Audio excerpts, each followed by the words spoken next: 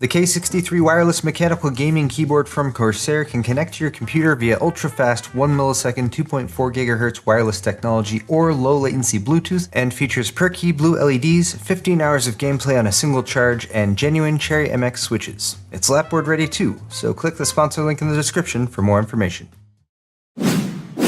Excellent! Hey guys, how's it going, and welcome to Paul's Hardware. This is my first how to build a computer video for 2018. It's 2018, and if you want to build a computer to play some video games or just to build your own computer because it's a lot of fun, you've come to the right place. This is a beginner's guide, so I'm going to be walking you through everything step by step, starting with actually choosing the parts to put into your new computer. The part that I'm featuring today is AMD's newest APU, that's Accelerated Processing Unit. That includes a CPU as well as a GPU, which is your graphics card, as well as your central processor in the same unit, which means you don't have to buy a graphics card, which right now is a very good thing because graphics cards are very expensive. Before I get too far ahead of myself though, let's start off by running down all the parts that I'm going to be using in today's build. So there are 8 main components to a computer or a desktop computer that you're going to build yourself, starting with what holds everything together. That's right over here, and that's the motherboard. Now this is a mini ITX motherboard, which means it's very small. Form factor is important. The form factor of your motherboard, Mini ITX in this case, is going to impact what case you choose. So if you want something small, Mini ITX is the way to go for the motherboard, and we're going to be choosing a Mini ITX case here in just a while as well. You want to make sure that the sockets at the center here is compatible with your processor. So the socket we're using today is AMD's AM4 socket, and that is of course compatible with our AMD Ryzen 3 2200G APU, so it's going to slot in right there. You've also got some other slots in here for memory, for example, over on this side, as well as places to plug in power, as well as some connectors for storage, and we'll get into that as we actually start to build. Next up is our processor. So this here is our 2200G from AMD, and again, this is both a quad-core CPU as well as a graphics card, not a graphics card, but your graphics capabilities are integrated into that as well. This is a PGA or pin grid array processor, so there's a bunch of little pins on the bottom, and that's what slots into the socket on the motherboard, and they're very delicate, so they can be slightly bent. You want to try not to touch them with your fingers if you can. If you do bend them, don't worry, they can be bent back into place, but it's best just to be really careful with that so you don't end up actually bending them. Now your processor is going to warm up when it actually is in use, so it's going to want to be able to stay cool. For that, you're going to need a CPU cooler. AMD includes a CPU cooler. This is called the Wraith Stealth in the box. So you can use this, and that's what we're going to be using today to keep the price down, because $99 for the 2200G plus a cooler, hey, that's a pretty good deal. And you get a graphics card in there as well. Now you're also going to need some storage for your system, and we have a couple different options for that here. These are both SSDs or solid state drives. You can also use a mechanical drive, although mechanical drives are a bit slower. I typically only recommend those for mass storage right now. These are smaller, so here is going to be your budget-friendly option. This is a 240 gig SSD, and this is typically what I recommend for anyone who's building a new system. 240 gigs will give you enough space for your operating system, as well as some apps and games, and it's going to be nice and fast to keep your system very responsive. Might not be the same drive I have listed down in the video's description today, so just check down there. I'll have a solid 240 gig-ish drive that you can buy that will get the job done for you. Now if you want to upgrade and get yourself a lot faster storage, this is not necessary by any stretch for today, but the next generation of SSDs are going to look kind of like this. Kind of like a stick of gum, but this is an M.2 drive, which refers to the actual connector here. And the cool thing about that is it can actually mount directly to your motherboard. So this motherboard has an M.2 slot on the bottom. It is also an NVMe connection, so you want to double check and make sure that your motherboard has NVMe support. This would allow us to just connect that right there, give us some really fast storage, and of course I would need to cinch it down with the little screw right there. But these are of course much more expensive. So if you're just trying to get yourself up and running, you're not going to suffer too much, or in fact at all really, when it comes to practical performance by going with a more normal SATA SSD like this one, but just wanted to point out that M.2 drives are an option as well. Next up is going to be memory, and the memory that we're using today was specifically chosen so it can be compatible with our APU and our motherboard. So my recommendation for memory is, first off, brace yourself, because memory prices, just like GPU prices, are very high right now. It might be expensive for you to get your memory, but double check this compatibility support list from your motherboard manufacturer, and then choose memory that's 2933 as far as the speed goes, or faster. This is 3200 speed, but since your graphics is going to be using this memory as well, you want to make sure you have at least decent speed there. 2933 is kind of my starting off points. And as always, you can double check your motherboard's compatibility list for memory to make sure that whatever you get is going to slot into the motherboard and just work, and you won't have to mess around with a bunch of settings or that kind of thing. So that's 4 of our main components: motherboard, CPU, storage, memory. The remaining 3 are graphics card, case, and power supply. So for graphics card, I have one right here. It is a Vega 56, and let me just tell you guys that graphics card prices are really expensive right now. But that is why we're not gonna be using one in today's build, and that is one of the advantages that you get with an APU. Now, you're not gonna get the same amount of graphics card performance out of the APU as you would with a discrete graphics card, but the nice thing is you can use this system for now and then wait. And once graphics card prices hopefully come down, you've got a PCI Express by 16 slot down here at the bottom. You can buy a graphics card, slot it into this motherboard, and that is what we call an upgrade path. Now, the last 2 components are power supply and case, and I saved them for last. One, because they tend to have a little bit less of an impact on the actual performance of your system.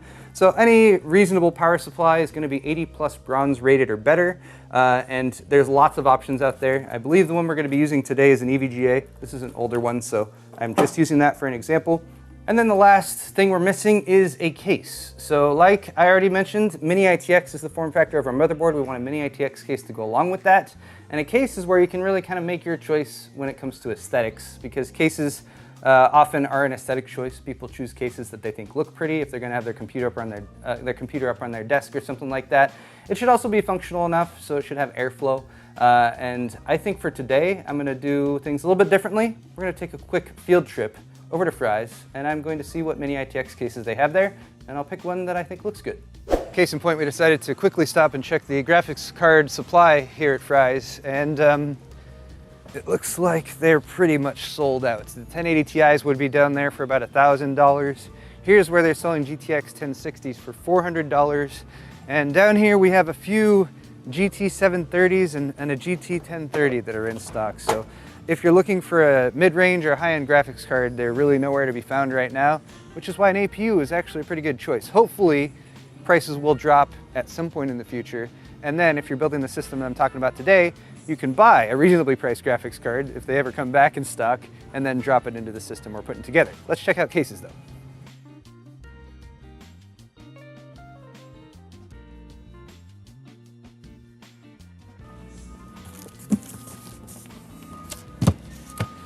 This is the Core V1, and it is a Mini ITX case, and I have actually never built in it. So I think this will get the job done. All right, guys, we're back from Fry's. We had some lunch, and now we're ready to build. So the case we decided on was the Core V1. This is from Thermaltake. It's a $50 case, and it was actually one of the only Mini ITX cases that they had there at Fry's. There were a few other ones, but they were crappy, so this is the one we decided on. Parts list, of course, is in the video's description again. And I've gone ahead and taken everything here and priced everything. And if you exclude the memory, the parts list we're looking at right now is about $365. Now the memory, if you get a 16 gig kit and you want fast memory and you want something that's compatible with Ryzen, is going to cost about $200 right now, which is pretty expensive. You can get a single 8 gig stick instead, which will sort of tide you over. You can get by for about $100.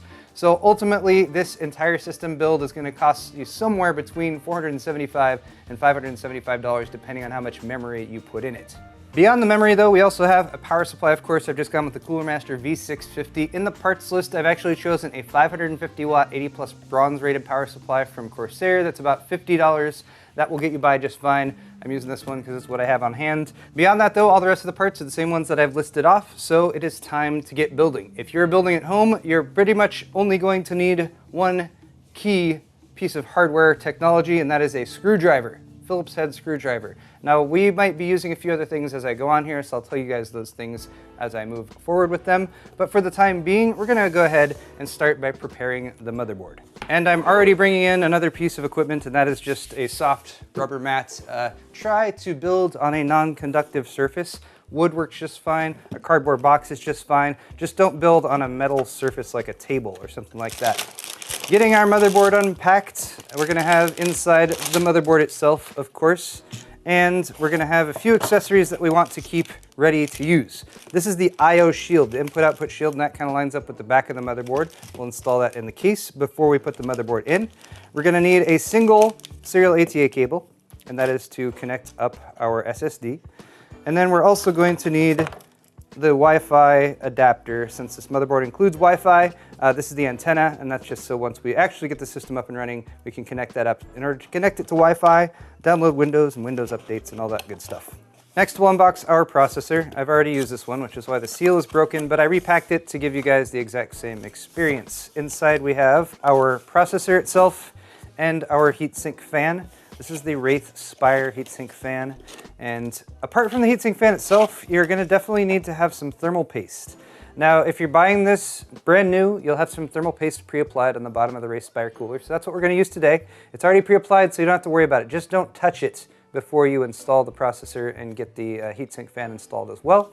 Next up, our CPU, and that comes in a little clamshell. Keeps it protected. Until you're ready to install this, probably keep it in here. And again, bear in mind, there are a bunch of pins on the bottom of the CPU, and those are fairly delicate, so you don't want to bend those or anything like that. The CPU itself can be handled by the edges, most ideally. You want to minimize contact with the top here, as well as the pins on the bottom, and that's simply to keep oils from your fingers to getting all over it and that kind of thing. But all we're going to really be paying attention to is the orientation of the pins, of course, and then you're going to look at the corner. And on one corner here, you actually have a tiny little golden triangle. That golden triangle is very important.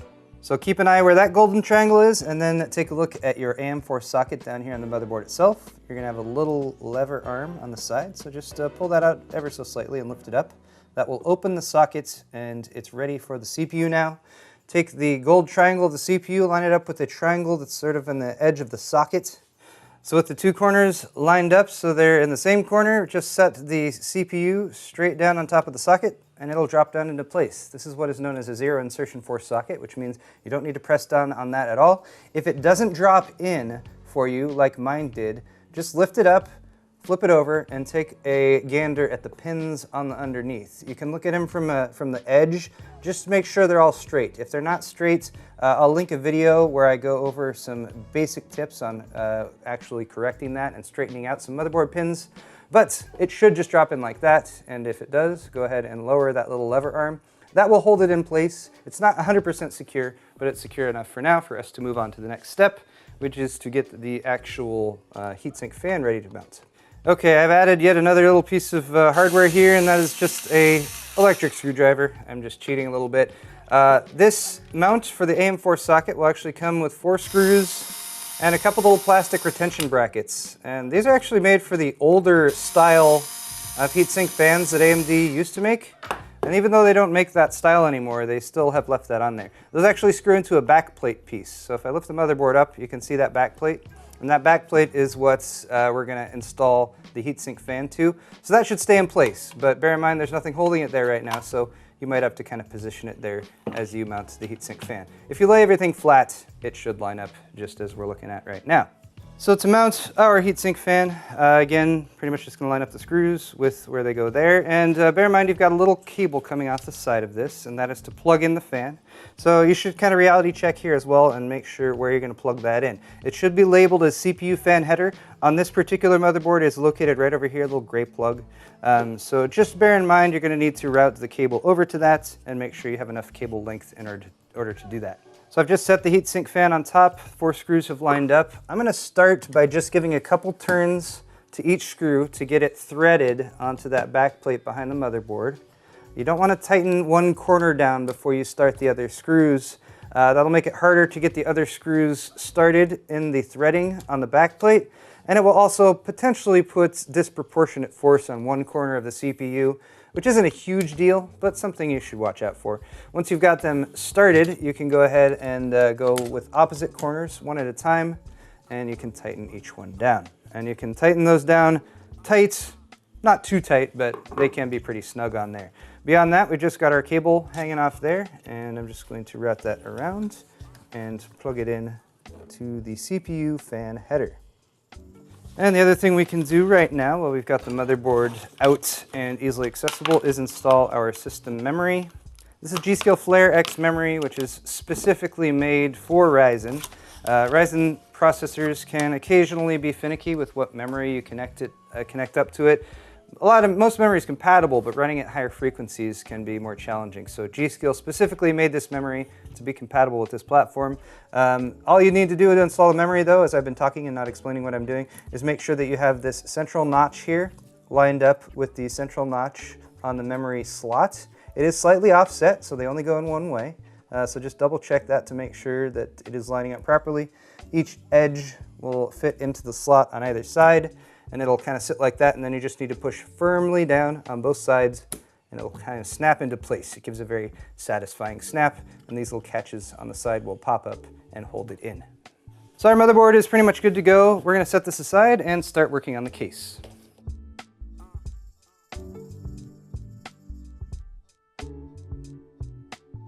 So once you've got your case out of the box, give it a once over, make sure everything is not damaged. This case is very small, very boxy, but you're basically going to have two side panels on either side.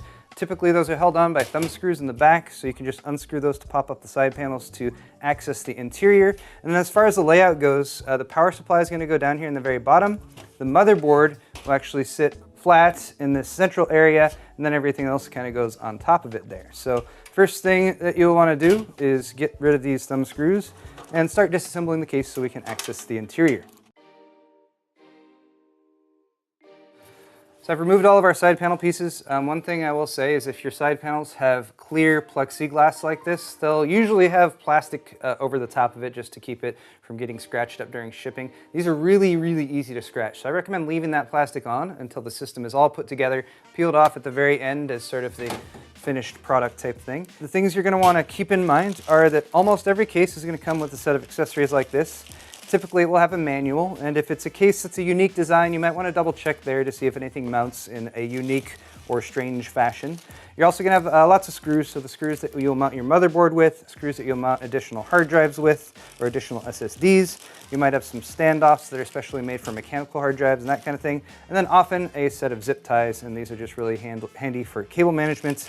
Beyond that, you're going to have a set of cables that come out, and these are your front panel connectors. So you're going to have one group that is the most pain in the ass part of building a computer. This is what's going to control your actual power switch to turn the system on and off, reset switch, and LED lights for your hard drive activity and your power activity. You also have this plug, which is known as HD audio. This will allow you to have a mic and headphone jack connected up at the front of your case. This case has a single fan, so it is connected via this 3-pin fan header. Finally, you have a USB 3.0 header. These are fairly large and bulky, but if you want USB 3.0 ports on the front of your case, this is the header that you will use. There's a newer header beyond this that's called the USB 3.1 header that is different, so keep that in mind. There's a USB 3.0 and a 3.1. If you want 3.1, make sure your case has that header and your motherboard has that header. That's pretty new though, so you won't see those too often yet. Oh, one final thing to point out, and this is just unique to this case, is that aside from the two side panels and top panel I've removed, there's a couple thumb screws here that also allow me to remove this bottom piece. And that's what I'm going to need to remove to access the bottom chamber in order to install the power supply. Also bear in mind there's a dust filter down here, so it's a little plastic and I gotta work to get it off, but that will go just beneath your power supply so that as it is running its fan to pull air in, it'll suck up dust right there, and you can pull that off in order to clean. Having dust filtration in your computer is always nice to have. So the power supply supplies power, and we're going to need to install this. I like to get this installed first because this usually has the bulk of the cables. This is a fully modular power supply, so all the cables that plug into the computer are actually going to go into these plugs right here, and all of those cables are included in the packaging, and they're all separate. So the cables that we're going to need for this build is a couple for the motherboard. So we're going to need a 24-pin main power connector for the motherboard. That's that one right there. And there's the corresponding plug on the motherboard. Bear in mind there's a catch on one side of the plug, and there's a little catch on one side of the plug on the motherboard too, so it will actually stay connected when you plug it in, like so. Ta-da. Hey, that went in pretty easy. And then there's one other power plug on the motherboard. This is what is known as EPS power, supplemental CPU power. On this particular board, it's tucked away, kind of in not the most convenient position, but it's right up there. And this will sometimes be a 4-pin plug, and sometimes it'll be an 8-pin plug, depending on how much power you have going to the processor. So on the power supply side, you might have a split plug like this, an 8 and an 8, but they just fit in here side by side and plug in like that. Now for the record, I'm plugging this stuff in outside of the case just to demonstrate it right here. I'm actually going to unplug these when I install the power supply right now. Now aside from your main 24 pin, which is going to connect up right there, and your supplemental CPU power, which is going to connect up right there, you might also have what is known as PCI Express graphics, 8-pin or 6-pin PCI Express graphics. Those will also connect up to these same 8-pin plugs right here that the CPU plug connects to. Just bear in mind that the other side of the plug is different. So these are typically labeled PCI Express graphics. They're usually a 6-pin plug and then have an optional 2 pins on the other end that you can detach depending on the configuration of your graphics card. Since these are for graphics cards and we do not have a graphics card in this build, we do not need this cable, so we're not going to use it. But I just wanted to point it out to you guys in case you are installing a graphics card in your system. Beyond that, we have peripheral cables, hard drive SATA cables. There's 4 of those connectors on this power supply.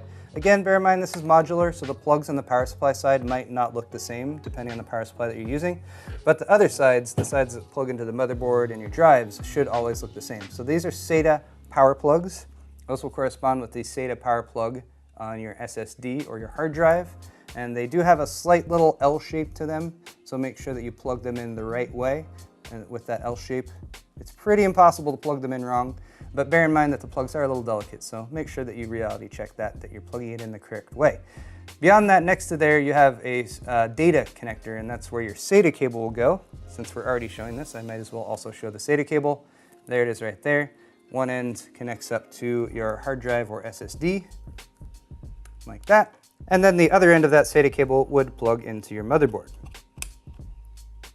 Finally, the last peripheral connector you might spot is this little 4-pin guy. This is typically referred to as a Molex plug, and these are a little bit older, so you might not encounter them, but you will see them sometimes for case fan connection, connecting up a pump for an all-in-one liquid cooler or something like that. Just bear in mind that you might have an additional plug set in your modular power supply kit that allows you to connect up those connectors, but they won't always be needed. It just depends on what hardware you have in your system. All right, guys, I've pretty much laid out everything as far as the parts and how everything is connected. Now what we have to do is get it all installed in the case, and then of course plug in those plugs into the plugs I just showed you that they plug into. I'm going to start off with the power supply just because that goes in the bottom down here, and for that purpose I've just flipped the case over entirely. And we'll drop that in like so. You can put your fan on your power supply facing down or facing up. I usually try to face it to where there's a dust filter. Since there's a dust filter right there, that's the way I'm going to face this.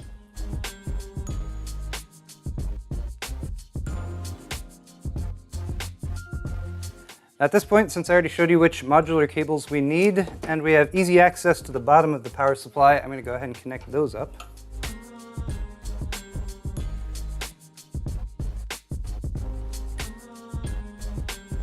And now a move that I will probably come to regret, which is to reinstall this bottom piece. I probably won't need to access it down there again, but you know, if things get tight, I can always pull this back off. Now I've routed all these cables up here, kind of up. They're not where they need to be, but they're up here, so I can see what's what. And then at the bottom here is kind of where your motherboard will go, and there are 4 mounting points for this. 1, 2, 3, and 4. Bear in mind, since this is a mini ITX build, it's very small. If you're using a larger, like a micro ATX or a full-size ATX case, you might have 5, 6, 7, 8, or 9 standoff points. But make sure you have standoffs or the raised mounting points there. You do not want to mount the motherboard directly to the case. Forgetting standoffs is something, I don't know how common it is, but it's definitely something you want to avoid because it can damage your hardware if it's not done properly. Remember the IO shield? That lines up with the inputs and outputs on the back of the motherboard, so just like that, but it's got to go in the case. And for the case, make sure you have this little knockout part right here. If we line that up and apply pressure from the inside, it should pop into place. Depending on the quality of your IO shield, sometimes this can be challenging, especially if the metal is flexing or that kind of thing. Use the butt of a screwdriver from the inside to push it into place if you have any trouble. Now that that is installed, we shall take our pre-prepared motherboard with the CPU and heatsink fan and memory already installed, take that IO and line it up with the IO shield that you just also installed, and then your 4 mounting points should line up with the 4 holes in your mini ITX motherboard. Now, if you're looking at the screws that came with your case, you might notice that some have this kind of finer thread like on the right here, and some have the kind of rougher thread like on the left here. The standoffs for your motherboard may be either one, so it's good to reality check beforehand. I actually got it right on the first try. It was the rough thread. UNC 632. Okay, one more piece of hardware to put in the case, and then we just gotta plug everything in. This is a 2.5-inch drive. So most SSDs are going to be 2.5-inch drives like this one, unless you get an M.2 like I showed you guys at the beginning. And then you might have larger drives, 3.5-inch drives. Here's an example of one of those. These are much bigger, and they're usually mechanical drives, and they spin and they make noise and stuff like that. If you have one of those, it will be able to slot into a 3.5-inch drive mount. And this case happens to have two of those. These are held on by a little thumb screw. So with a touch of finagling, I was able to remove that tray, and this tray would be able to support a 3.5-inch drive like that one.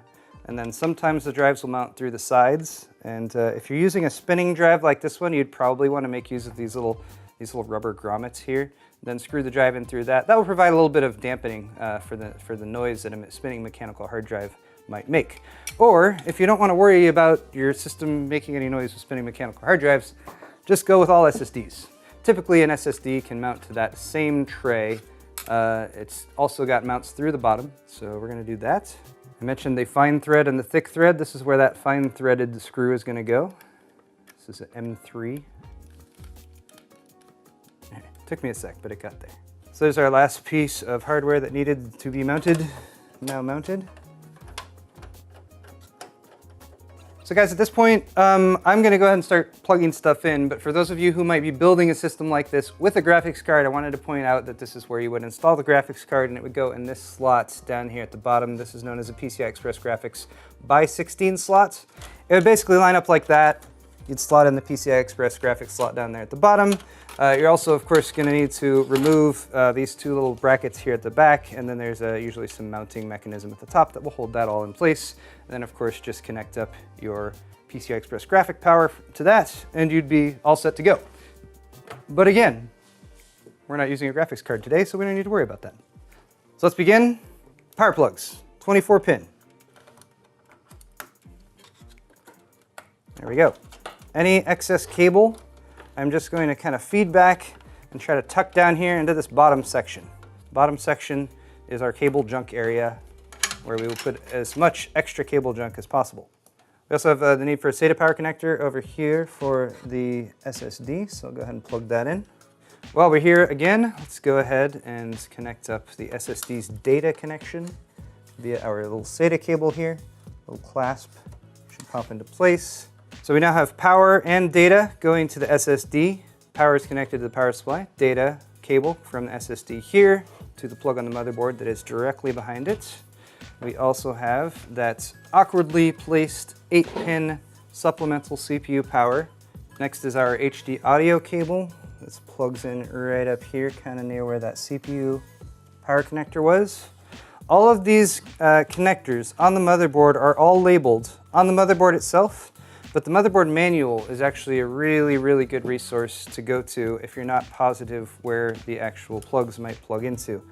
Other than that, we just have the USB 3 and this extra fan plug for our front intake fan.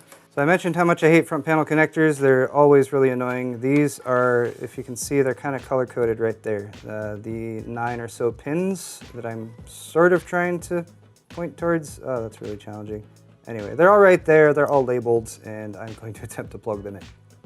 Making this even more difficult is the fact that some of them are labeled plus or minus, positive or negative. The LEDs, power LED and hard drive LED, are the only pins you need to worry about that plus minus on. Everything else doesn't matter if it's plugged in one way or the other. All right, those front panel connectors sure were annoying, but as you maybe can see, most of the cables going over to plug into the motherboard are kind of in this area right here. Beyond that, you will probably notice kind of a rat's nest of cables that's just down here in the front, up in front of the power supply. That's not a big deal because most of the air is coming in from the front of the case, and it's going to be flowing up here and over most of your components that you're worried about. Beyond that, I can go ahead and start putting the panels back on. So here's the top panel. Now if you're a superstitious person, then you should not put this final side panel back on. Leave at least one side panel off until you've started the system up. Make sure it's up and running. And now, as far as I can tell, this computer is all put together. So I'm going to flip the switch on the power supply in the back, and then I will test the power switch right up here in the front. Fans spin up. I've got an LED that's lit up on the side right here as well. And if you happen to have any LEDs that are part of your motherboard, for example, like my AB350N Wi-Fi motherboard from Gigabyte has some red LEDs on it, you should see those light up as well. Fan spinning though, that's always a good thing. And that's pretty much all there is to it when it comes to assembling a computer like this. I will say, there's one last part I want to do right here. I am now allowed to do this.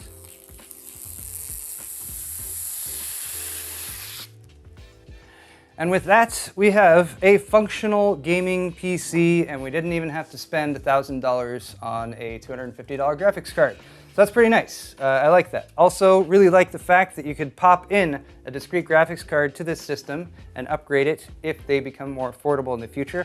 I also like the fact that since this is an AM4 chipset motherboard, right now we've got a quad core in there. There's 8-core, like 1800X CPUs available for this same platform. So you could upgrade in the future to a system with a discrete graphics card and an 8-core CPU with 16 threads, which would give you a ton of performance for gaming and streaming, doing video editing at the same time. So a lot of versatility and flexibility in this system as well as this platform, which is why I was pretty excited that AMD was actually bringing these Raven Ridge APUs to market, especially learning that the 2200G is only $99 for the CPU and the GPU together in one.